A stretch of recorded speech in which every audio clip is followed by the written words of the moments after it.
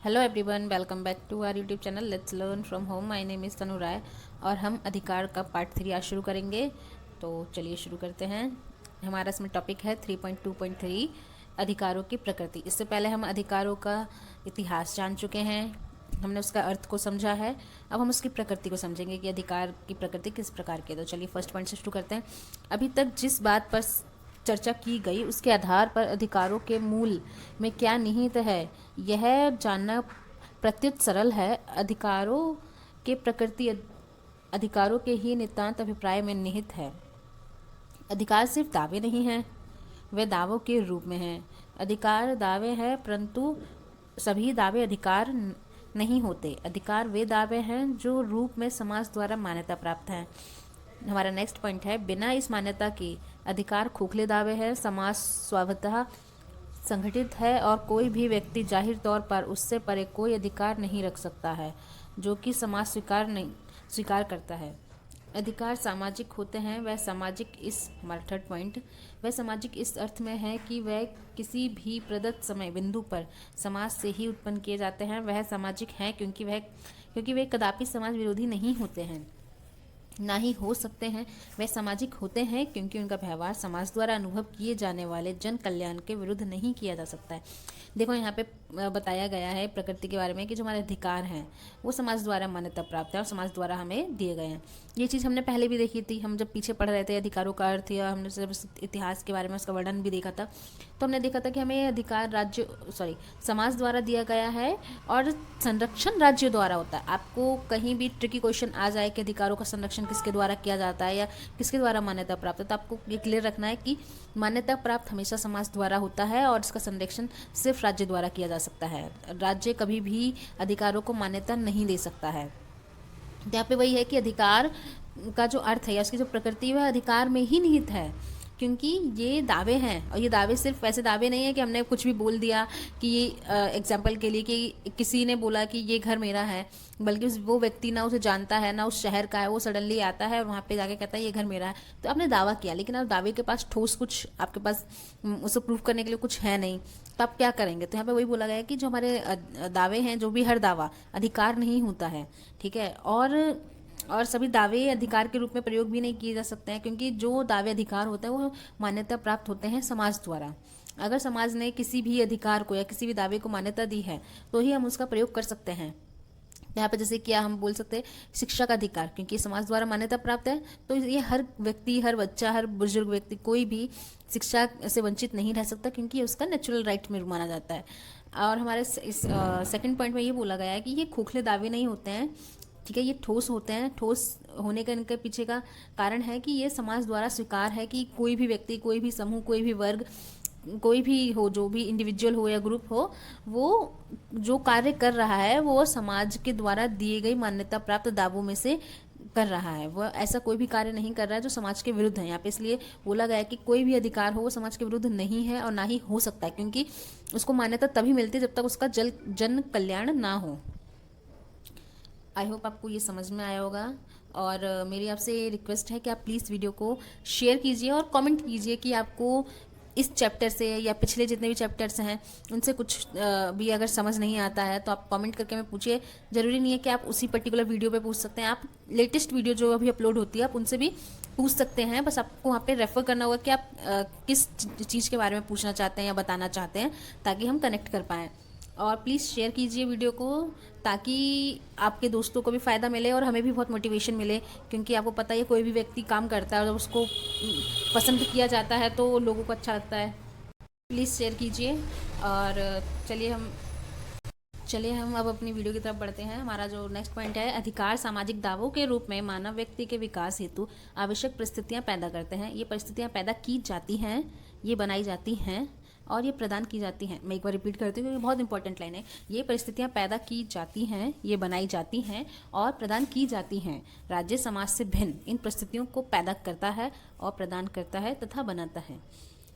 यहाँ पे बोला गया है कि जो भी हमारे सामाजिक दावे हैं वो मानव व्यक्तित्व के विकास के लिए, वो जन कल्याण के विकास के लिए जो भी हम दावे करते हैं वो किसी ना किसी परिस्थिति द्वारा उत्पन्न होता है। वो ऐसा नहीं है कि खुद ही आ जाएगा और सडनली किसी के दिमाग में आया चलो हम आज ये अधिकार मांगते हैं, ऐसा नहीं होता है। परिस्थितियाँ बनती हैं उन अधिकारों के प्रति। जैसे कि अगर हम बोले वोटिंग के प्रति, कि वोटिंग की जो परिस्थितियाँ बनी, आज वोट करना, लोकतंत्र को जीवित रखना, वोट करना एक ही चीज़ हो गई है कि अगर हमें लोकतंत्र को जीवित रखना है तो हमें वोटिंग करनी जरूरी है।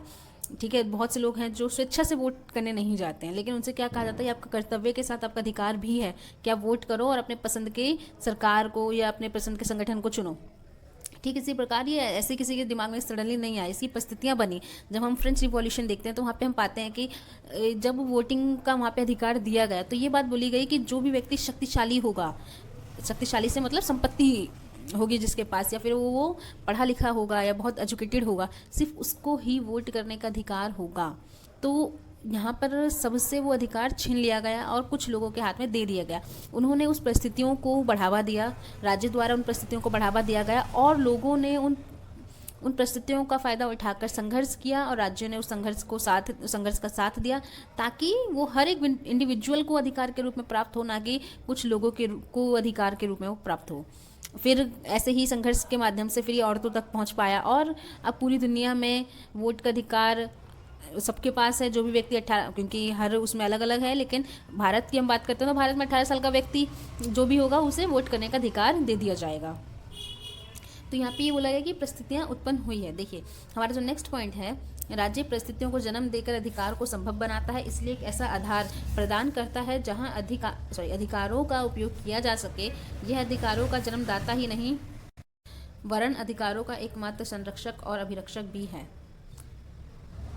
भी बताया था अधिकारों के प्रति कि कैसे राज्य उन परिस्थितियों को पैदा कर रहा है। तो यहाँ पे भी बताया गया कि जो अधिकार को संभव बनाने के पीछे समाज के साथ साथ राज्य का भी बहुत महत्वपूर्ण योगदान है, क्योंकि राज्य हमें वो स्थितियाँ देता है, वो परिस्थितियाँ देता है ताकि लोग अपनी आवाज़ को उठा सके और अपने विकास के लिए जो भी दावे वो करते हैं और उसको अधिकार के रूप में बदल सकें।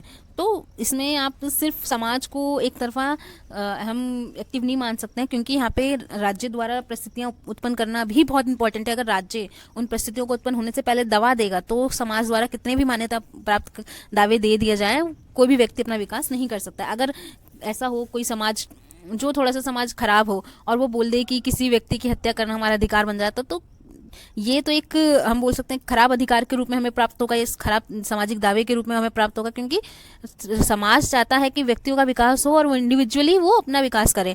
और आप किसी व्यक्ति की हत्या करते हैं, किसी के साथ कुछ बुरा करते हैं, चोरी हुई या कुछ और भी हुआ, तो ये क्या होगा कि इससे व्यक्तियों के मन में भय होगा और वो या तो घर से बाहर नहीं निकलेंगे या फिर वो दूसरों के प्रति वो सम्मान, वो विश्वास नहीं दिखा पाएंगे, इससे अपना विकास नहीं कर पाएंगे। तो यहाँ पे वही बोला गया है कि कोई भी दावा राज्य की परिस्थितियों के उत्पन्न किए बिना हमारा सामाजिक अधिकार नहीं बन पाएगा। और सामाजिक अधिकार बनाने के लिए हमें ये भी देखना पड़ेगा कि वो जो दावा किया गया है वो अधिकार के रूप में हमें प्राप्त हो और वो समाज कल्याण के रूप में हो, यानी जन कल्याण के रूप में हो, वो किसी के अगेंस्ट ना जाए। अब हमारा जो नेक्स्ट पॉइंट है, व्यक्ति विशेष के अधिकारों को छीन लेना राज्य के अधिकार क्षेत्र में नहीं आता है। व्यक्तियों के विकासार्थ आवश्यक परिस्थितियों के तात्पर्य से यदि राज्य अधिकारों को बनाए रखने में विफल रहता है तो वह उनकी निष्ठा पर अपने दावे का अधिकार खो देता है। यहाँ पे बोला गया है कि कोई भी राज्य है वो किसी भी व्यक्ति का अधिकार नहीं छीन सकता। व्यक्ति विशेष से ही बोला गया है कि किसी भी इंडिविजुअल का, चाहे वो अमीर हो, गरीब हो, चाहे वो राजा हो, प्रजा हो, कोई भी व्यक्ति हो, ठीक है, उसका अधिकार नहीं छीना जा सकता है। अगर वो ऐसी परिस्थितियाँ बना देता है या फिर उनके अधिकारों के संरक्षण में वो असफल हो जाता है तो फिर वो व्यक्ति राज्य के प्रति अपनी निष्ठा को खो देगा, अधिकारों के प्रति अपनी निष्ठा को खो देगा। जैसे कि हम आज के समय में कहते हैं कि ये जो भी गरीब व्यक्ति है, कानून और न्याय दोनों उसका अधिकार है, लेकिन आपको भी पता है कि गरीब व्यक्तियों को न्याय पाना काफ़ी मुश्किल हो जाता है, उसे एड़ी चोटी का जोड़ लगाना पड़ता है न्याय प्राप्त करने के लिए। लेकिन क्या उसने अपना राज्य के प्रति निष्ठा खोई है? नहीं, क्योंकि अगर हम बात करें निर्भया केस की, तो निर्भया केस में आपने देखा उसको इतना टाइम लगा, लेकिन फिर भी लोगों को, निर्भया की माताजी को, सबको न्याय मिला। ठीक है। तो इससे लोगों के मन में विश्वास जगा कि नहीं, न्याय पाना सिर्फ अमीर लोगों के हाथ में नहीं है, उनका हक नहीं है, गरीब व्यक्तियों को भी हक मिलेगा न्याय का, और वो भी न्याय प्राप्त कर सकते हैं या न्याय वो पा सकते हैं। तो यही चीज़ दिखाता है कि राज्य का काम है सबके अधिकारों का संरक्षण करना, ना कि राज्य उनके अधिकारों को किसी भी प्रकार से ख़त्म करे। हमारा जो नेक्स्ट पॉइंट है, अधिकार उस समाज के प्रति अनुक्रियाएं हैं जहाँ वे अस्तित्व रखते हैं। अधिकारों की विषय वस्तु एक विशिष्ट समय व स्थान पर समाज की रीति व लोकाचार पर बहुत बृहद रूप से निर्भर है। जिस प्रकार समाज व उसकी परिस्थितियां बदलती रहती हैं, उसी प्रकार अधिकारों की विषय वस्तु भी बदलती है। हमारा नेक्स्ट पॉइंट है, यह इसी अभिप्राय से है कि हम कह सकते हैं अधिकार परिवर्तनशील है। ऐसे किन्हीं अधिकारों की सूची जो आने वाले सभी कालों हेतु सार्वत्रिक रूप से व्यवहार्य हो कभी प्रतिपादित नहीं की जा सकती। देखिए यहाँ पे बोला गया है कि जो भी हमारे अधिकार हैं, ठीक है, ये सबके साथ एक जैसे नहीं होते हैं। ये हमारी परिस्थितियों पे, हमारे रीति रिवाज पे, हमारे समाज पे, हमारी नीतियों पे, सब पर अलग अलग तरीके से निर्भर होती है। आपको पता ही है, भारत में जो भी अधिकार दिए जाएंगे तो भारत के समाज के प्रति दिए जाएंगे, और जो भी अधिकार वहाँ पर दिए जाएंगे किसी भी डेवलप कंट्रीज़ में, जैसे हम अगर बात कर लें, हम यूरोपियन कंट्रीज़ की बात करते हैं या फिर अमेरिका की बात करते हैं, तो वहाँ पर जो अधिकार लोगों को मिलेंगे वो अलग होंगे, क्योंकि उनका समाज उस प्रकार से डेवलप हुआ है। और भारत का समाज भारत की तरीके से, भारत के रीति रिवाजों के तरीके से डेवलप हुआ है। जैसे कि वहाँ पर हम अमेरिका की बात करें तो वहाँ पर आप जब 18 के होते हैं तो आपको गन रखने का लाइसेंस मिल जाता है, ठीक है। लेकिन इंडिया में गन रखने के लिए आपको लाइसेंस के लिए इंडिविजुअली अप्लाई करना होगा। ये आपका अधिकार नहीं है, ठीक है, ये आपका अधिकार नहीं है। आपको अगर रखना है तो एक लीगल प्रोसेस है, उसके माध्यम से रखिए। और आपको पता है भारत में लीगल से इलीगल तरीके से किसी भी तरीके के, हम बोल सकते हैं, उनको बंदूकों को या फिर उनको लोग रखते हैं। तो ये चीज़ वहाँ पे दिखाई गई है कि हमारा जो समाज है वो अपने इतिहास के प्रति लोगों को इतिहास के विकास से लोगों को अधिकार देता है, ना कि किसी देश के द्वारा देखा देखी वो अधिकार देगा। जैसे हमने एक एग्जांपल लिया हम निजता के अधिकार का, तो हम इसमें ये चीज़ पाएंगे कि जो भी वहाँ की कंपनीज़ हैं, जैसे कि गूगल है या माइक्रोसॉफ्ट है या और भी कोई कंपनी, जैसे अमेज़ॉन वगैरह, जो भी आप कंपनी के लिए बोलना चाहें, उनका भारतीय सरकार का ऐसा मानना है या ऐसा कहना है कि अगर आप भारत में व्यापार चाहते हैं तो आपको अपना डेटा इंडिया में ही लोकलाइज करना पड़ेगा, आपको इंडिया में ही डेटा बैंक बनाना पड़ेगा, जिसके लिए वो लोग एग्री नहीं करते हैं, ठीक। तो भारतीय समाज में निजता का अधिकार का मतलब ये हुआ कि भारतीय नागरिकों की निजता भारत में होनी चाहिए, उनका रेगुलेशन भारत सरकार द्वारा होना चाहिए, या फिर कोई ऐसी बॉडी, कोई भी बॉडी हो, चाहे वो प्राइवेट हो या गवर्नमेंट हो, लेकिन वो भारतीयों द्वारा बनाई गई हो, भारतीय समाज को समझती हो, भारतीय परिस्थितियों को समझती हो, यहाँ के नागरिकों को समझती हो। तो ये चीज़ हमारा अधिकार है, निजता का अधिकार। लेकिन आपको पता, जब आप एक सिम कार्ड भी खरीदना चाहते हैं और आप वहाँ पे अपना आधार कार्ड या फिर अपना कोई भी प्रूफ देते हैं, तो आप सिर्फ अपना एक प्रूफ नहीं देना, बहुत सारे अपनी चीज़ें वहाँ पे, बहुत सारी अपनी प्राइवेसी वहाँ पे उनको दे रहे होते हैं, वो उनका मिसयूज भी तो कर सकते हैं। जैसे कि आए दिन आप आता है कि फेसबुक ने अपने लोगों के जो प्राइवेसी को है बेच दिया है या कुछ और किया है। तो ये चीज़ें आती है कि भारतीय लोगों को अधिकार है इन चीज़ों का कि वह अपनी निजता को बनाए रखें, और वह जिनको भी अपना कंसेंट दे रहे हैं अपनी प्राइवेसी का, वो भारत में ही हो। तो यहाँ पे ये चीज़ दिखाया गया है कि जो भी हम अधिकारों की बात करते हैं वो किसी समाज की परिस्थितियों पर निर्भर करता है, और वो परिस्थितियाँ उसके इतिहास से बन के आती हैं, वो एक दिन में नहीं बनती हैं। अब हम बढ़ेंगे हमारे नेक्स्ट पॉइंट की तरफ। अधिकार उस कार्य के प्रति अनुक्रियाएं हैं जो हम करते हैं।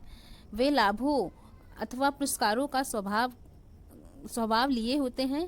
वे हमें तब दिए जाते हैं जब हमने समाज को, दूसरों को कुछ दिया हो, और यह उसको स्वीकार करने के बाद है जो हम मानते हैं। देखिए यहाँ पे बोला गया है कि हमें ये जो अधिकार हैं ये हमें किसी कार्य के प्रति दिए जाते हैं, मतलब कार्य हमने कोई किया है उसके बदले हमें वो चीज़ मिलेगा, चाहे पुरस्कार के रूप में मिले, चाहे लाभों के रूप में मिले। आपको याद होगा, हमने अभी पीछे प्लेटो के बारे में पढ़ा था। प्लेटो का क्या कहना था कि किसी भी व्यक्ति को अपनी क्षमता के अनुसार कार्य करना चाहिए, ठीक है, और अपनी योग्यता के अनुसार। इसका मतलब ये था कि अपने कार्यों को निभाता जाए और उसको बदले में न्याय मिलना चाहिए। न्याय का मतलब ये कि न्याय में वो न्याय का क्षेत्र वो बड़ा कर देते हैं, और न्याय का क्षेत्र में अधिकार भी आता है। तो कहते हैं कि वो अधिकार को डायरेक्ट वर्ड के रूप में यूज़ नहीं करते हैं, वो कहते हैं कि अगर व्यक्ति अपने कर्तव्यों को पूरा करेगा तो उसको उसके बदले न्याय मिलेगा, यानी उसे अधिकार मिलने का वो हक रखता है, वो उसके लिए वो बहुत ज़्यादा प्रगतिशील हो सकता है, ठीक है, क्योंकि उसने वो कार्य किया है। जैसे कि अगर आप बोलें कि आपने समाज को स्वच्छ रखने में, अपने स्थान को स्वच्छ रखने में आपने एक अच्छा योगदान दिया है आप पूरे वर्ग के साथ या इंडिविजुअल में, तो आपको वहाँ वहाँ के लोकल बॉडीज़ द्वारा, वहाँ के लोगों द्वारा या फिर वहाँ की गवर्नमेंट द्वारा कुछ ना कुछ पुरस्कार के रूप में दिया जा सकता है। आपको वहाँ पर आइकन बना दिया जाए कि इस व्यक्ति को देखकर लोग प्रेरित हो सकते हैं, या कोई पुरस्कार किसी भी रूप में दिया जा सकता है। तो यहाँ पे वही बोला गया है कि को हमारा जो समाज है, ठीक है, वो तभी कुछ कार्य करना चाहेगा जब उसको कुछ लाभ मिलेगा। और यहाँ पे इन्होंने ये भी बोला है कि जब आप कुछ कार्य करेंगे तभी आपको अधिकार मिलेंगे। आई होप कि आपको ये समझ में आया होगा। हमारा नेक्स्ट पॉइंट है, अधिकार हमारे कर्तव्य के लाभ मात्र नहीं है, वे वस्तुतः हम जो कार्य संपादन करते हैं उससे संबंध रखता है। अधिकार वे ही प्रतिफल हैं जो दूसरों के प्रति अपने कर्तव्यों के अनुपालन के प्रत्युत्तर में हमें उनके द्वारा दिए जाते हैं। देखिए यहाँ पे बोला गया, पहले हमने पढ़ा था इंडिविजुअल के बारे में, अब बोला गया कि ये सिर्फ कर्तव्य नहीं है, ये उस पर भी डिपेंड करता है कि आपने दूसरों के अधिकारों का उल्लंघन तो नहीं किया है, आपने दूसरों के अधिकार क्षेत्र में हस्तक्षेप तो नहीं किया, क्योंकि दूसरों को अधिकार देना भी एक अधिकार होता है, आपका भी और उस व्यक्ति का भी। अगर कोई व्यक्ति कंस्टेंटली आपको पोक करे, किसी भी काम के लिए डिस्टर्ब करे या बार बार रोके टोके, तो आपको बहुत इरिटेशन होगी, क्योंकि आपका वो जो कार्य क्षेत्र, आपका जो क्षेत्र है, वो आपका अधिकार है शांति जीवन जीना या किसी कार्य को शांति से करना, वो उसको खत्म कर रहा है, उस शांति को खत्म करके वहाँ पे डिस्टर्बेंस ला रहा है, आपको मेंटली फोर्स कर रहा है किसी चीज़ के लिए, तो वो आपके अधिकारों का उल्लंघन कर रहा है। तो यहाँ पे वही बोला गया कि दूसरों के अधिकारों को बनाए रखना भी एक अधिकार है, और हमें वो अपने कर्तव्य के रूप में कि दूसरे व्यक्ति के अधिकार क्षेत्र में हम ना जाएं, उसे बनाए रखना और उसका अनुपालन करना जरूरी है। हमारा जो नेक्स्ट पॉइंट है, अधिकार स्वतः संपूर्ण नहीं है, समाज के सदस्य के रूप में व्यक्ति का कल्याण व्यक्ति रूप में उनके अधिकारों और उस समाज के हित के बीच एक समझौते में निहित है जिससे वे संबंध रखते हैं। नेक्स्ट पॉइंट, एक अधिकार की सूची में ये तथ्य स्वीकार किया जाना चाहिए कि ऐसी कोई विषय वस्तु नहीं हो सकती जो उच्चलेख की भांति ऐसी अप्रतिबद्ध हो कि समाज में अराजकता और गड़बड़ी में सहायक सिद्ध हो। देखिए यहाँ पे बोला गया है कि अधिकार अपने आप में पूर्ण संपूर्ण नहीं होता है, ठीक है, ये सदस्यों और व्यक्ति के कल्याण पर निर्भर करता है, और ये एक समझौते के रूप में लिया और दिया जाता है कि कोई भी ऐसा कार्य या कोई भी ऐसा दावा आप करें जिससे समाज का जो ताना बाना है, जो समाज का स्ट्रक्चर है, अगर बिगड़ जाएगा तो आपको वो बिल्कुल नहीं करने दिया जाएगा, चाहे वो आपके अधिकार क्षेत्र में आता ही क्यों ना हो। जैसे कि आंदोलन करना आपका अधिकार क्षेत्र है, ठीक है, लेकिन आंदोलन हिंसक नहीं होना चाहिए, आंदोलन ऐसा नहीं होना चाहिए कि आपके आंदोलन से ऐसे लोगों को नुकसान पहुंचे जो उससे किसी भी तरीके से रिलेट नहीं कर सकते हैं, ठीक है। आप तोड़फोड़ नहीं कर सकते हैं आंदोलन में, किसी व्यक्ति की हत्या नहीं कर सकते हैं, किसी को भी मेंटली, इमोशनली, फिजिकली फोर्स नहीं कर सकते हैं कि आप आंदोलन का हिस्सा बनिए, क्योंकि आंदोलन आपका जितना अधिकार है करना ना करना, उस व्यक्ति का भी उतना ही तो अधिकार हुआ ना। तो आप आंदोलन करके समाज में अराजकता फैलाएंगे, आप समाज के ताने बाने को खराब करेंगे, तो ये आपसे अधिकार होने के बावजूद आपको आंदोलन करने से रोक दिया जाएगा। तो यही चीज़ बोला गया है कि जब हम अधिकारों की बात करते हैं तो हम कर्तव्यों की बात भी हमें करनी चाहिए। हम बढ़ेंगे हमारे नेक्स्ट पॉइंट की तरफ, 3.3 अधिकारों की परिकल्पनाएं। देखिए अब हम अधिकारों की परिकल्पनाओं के बारे में पढ़ेंगे और समझेंगे कि किस किस तरह के अर्थ हैं और अधिकार हमें अच्छे से डिफाइन करने को मिलेंगे हर तरीके से। तो चलिए अब हम फर्स्ट पॉइंट से शुरू करते हैं। अधिकारों के ऐसे अनेक सिद्धांत हैं जो उनकी प्रकृति, उत्पत्ति और अर्थ स्पष्ट करते हैं। नैसर्गिक अधिकारों की परिकल्पना अधिकारों के वर्णन प्रकृति रूप में करती है। कानूनी अधिकारों की परिकल्पना अधिकारों को विधि संगत रूप में पहचानती है।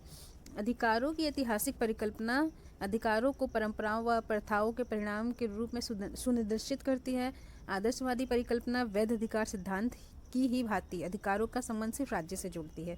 अधिकारों की समाज कल्याण परिकल्पना अधिकारों को समाज संबंधी मानती है जो कि व्यक्ति व समाज दोनों के हित में व्यवहार किए जाने होते हैं।